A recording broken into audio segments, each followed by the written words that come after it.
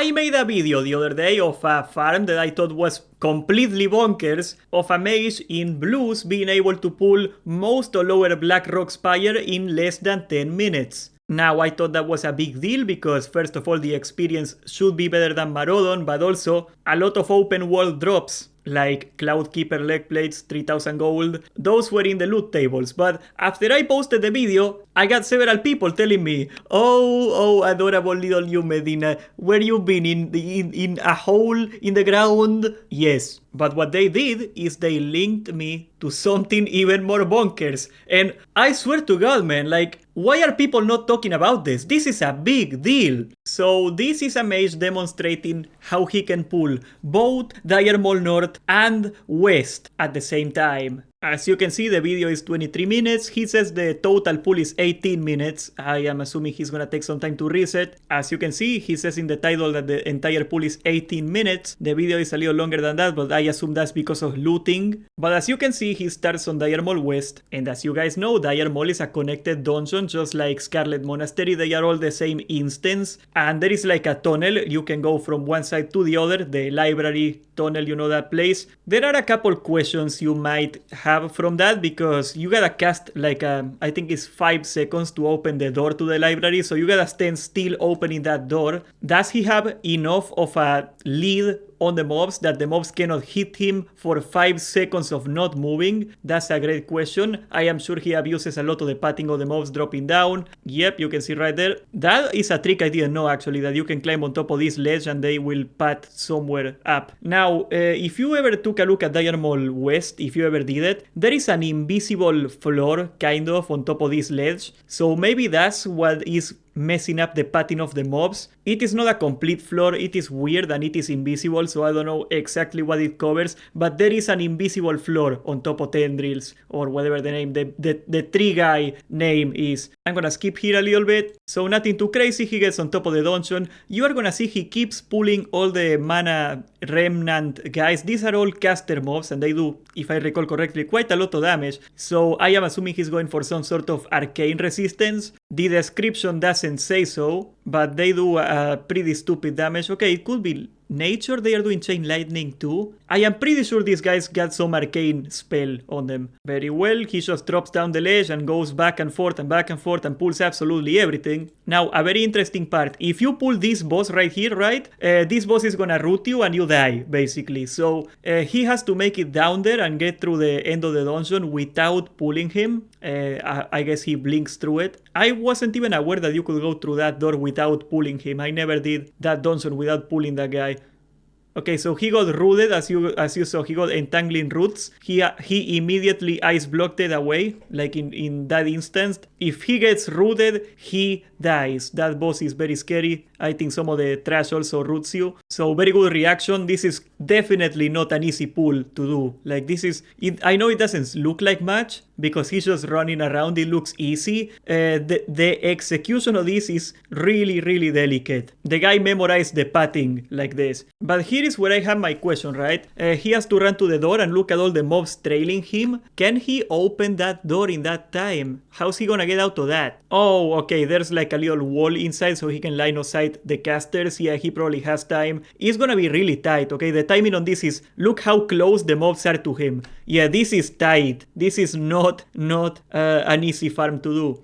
I bet you, now that we get the Solgorov wall buff, you know Solgorov gives you movement speed, this farm is gonna get a lot easier. We're gonna see a lot more of this. But he just goes through the library, of course, and he goes all the way to Dire Maul North. There is another gate in Dire Maul North. He's gonna have to open another 5-second cast, which is gonna be tricky. It's a long hallway. Let me skip through this. There you go. So I just wanna show you how close the mobs are to him. He doesn't turn back. He never looks back. What a chad. The mobs are very close to him. They are tailing him right now. And now I assume he's gonna pull a bunch of melees. And here's the fun part, okay? This is the kill phase, the part that you are probably aware of this because I've seen people farming the dogs in Dire Maul for experience before. Like it's a decent level 58 to 60 leveling method. He just safe spots on this ledge and he can abuse the patting like in Marodon. But just look at the amount of mobs. The sheer amount of mobs in here. So he just slows them down and stacks them a little tighter, and he's gonna go to another safe spot. This is a safe spot everybody knows, you know, like if you did Dire Maul ever, you can climb on that ledge right there, right? And they reset. So I am not sure how long he can stay there without resetting the mobs. There we go. And he just goes back to pulling. You know how terrifying this place is to clear normally, and this guy is soloing the entire place.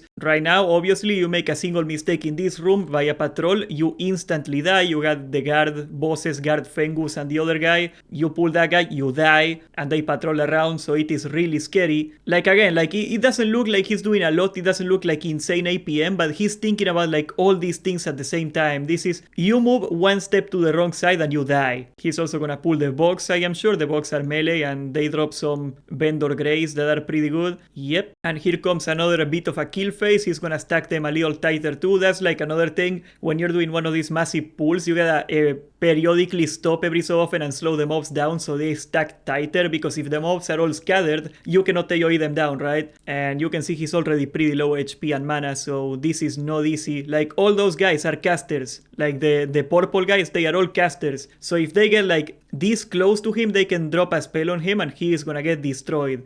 Also, some of the ogres are casters and they can slow him, which is even more terrifying. Of course, he has frost shield, ice shield, whatever. And there comes the other mage. Now, this guy is... I don't think in this case, like, there's definitely duo farms of this, but this guy is just there to stand in there so the mobs do not reset. You know, like, if the mobs can aggro somebody, they are not gonna reset. As long as there is somebody in range, I am assuming it's this guy's second account, but it could be a friend, you know, they don't have to do anything. Obviously, if it were a second mage, it would be even easier and faster, but it doesn't have to be. Now, the pillars in there, I think this spot is very carefully chosen because of the pillars and the angle. The casters cannot hit him because of this pillar. Now I am gonna skip the kill phase. I'm pretty sure you understand it by now. He just jumps down and up and just goes back and forth. He even pulled one of the bosses. I am sure he's gonna reset that boss. Okay, I skipped like 3 minutes. You can see some of the mobs are dying now. Okay, it's not a second account, it's a friend of his. Alright, you could feasibly do this on a second account if you have to. All you gotta do is move the mage on that ledge, and that's pretty much it. I think he's gonna reset the boss now. Yeah, he's waiting for that boss guard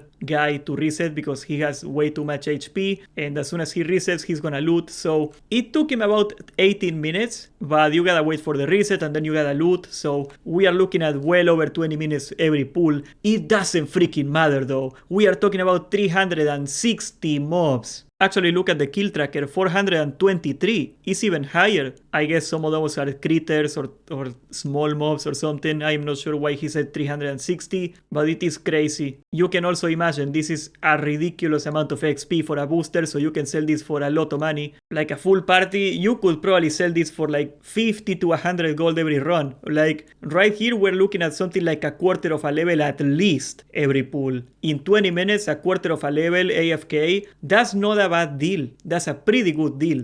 He got that cool Wikora that gives you the loot. I also have that Wikora. Let's see if he gets something cool here. He's getting Wicked Claws. There is a reason that Wicked Claws are worthless now. You need them for Lionheart Helmet. They used to be kinda valuable, but now that all these farms are discovered, this and Marodon, they are pretty worthless. Oh, look at that. So his alt account is like a bank alt, like a second backpack. That makes sense. That makes sense. But okay, you get the point, okay? This is absolutely bonkers. If you saw my LBRS video, you are aware that every world epic pretty much can drop from this place. It is just the scale of what's going on that is absolutely crazy. If we say, for example, that he's getting 10 silver on average every mob, right? Like we are looking at what, 420, 42 gold every run printed into the economy straight up, and you can do 4.5, maybe even 5 runs an hour of this. Just think about like the inflation this will cost. He's getting Librams too. Look at that Libram, 72 gold. Yeah, that Libram probably paid for the entire run. You can get all the Librams and all that stuff like enchanting materials. You get a random chance of getting pretty much anything. This guy is Pyrie, and this is by far the best video I could find of the full pool. So I recommend you check him out if you wanna try this. I wanna tell you, this is before Solgorov came out. This is 5 days before Solgorov came out. It came out today, right? He did this without a Solgorov movement speed buff. So when you saw him getting in this door and the run was super tight and the mobs were super close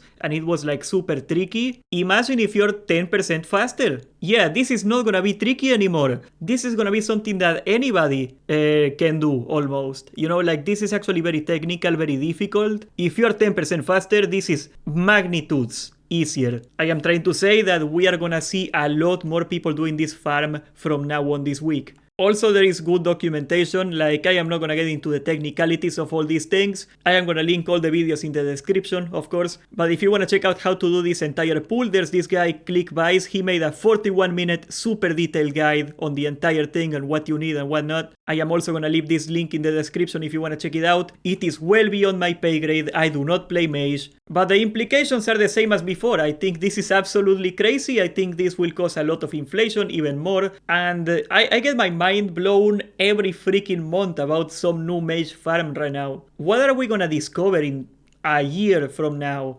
Now, Mage farms are a problem for the economy usually because the raw gold they produce, right? Like, you kill 420 mobs and they all drop 10 silver, that's 42 gold every run that gets printed into the economy, right? But they also drop a lot of prices down, especially if you look at world epics. You know, Edgemaster handguards, one of the most important items in the game, one of the most prized and expensive items in the game. They are going for 900 gold right now. I would buy them myself, but I got a bunch of orbs. I am gonna sell them on Tuesday, okay? On Tuesday, everybody gets their rank 14 weapons. The price is going to the moon, okay? Investment. But if it weren't for mages farming Sunken Temple and now Dire Maul and LBRS, I guess, these things would be easily like 7,000 gold. We saw that at the start of the game, at the launch of the game, before all these farms were on full blast. I've seen Edgemasters go for like 4,000 gold. And now they are, relatively speaking, almost worthless. 900 gold on Edgemasters is ridiculously cheap. I think any player could afford this. I am going dual wield when I get my rank 14. I am like 3 weeks away, so I am not in a rush. The thumbnail is not an exaggeration. Boosties will easily get half a level if the group is full of level 59s each run. Okay, so half a level every run, he's saying. Yeah, it's not even what you can get from the mobs. Like, if you're level 58, 59, you know that those last two levels, they last an eternity, right? If I had gold from a main character, I would probably be happy to pay like 100 gold for half a level. You're kidding me? Like, that's a deal. That's a bargain. So yeah, I guess if you want to get a character ready for TVC, or if you want to get a mage going or whatever, it's never been a better time. Let's hope it doesn't cause too much collateral damage to the economy. And that's a good discussion to have. I think we should be talking more about this entire topic, because I am not in either side necessarily. I do not have a strong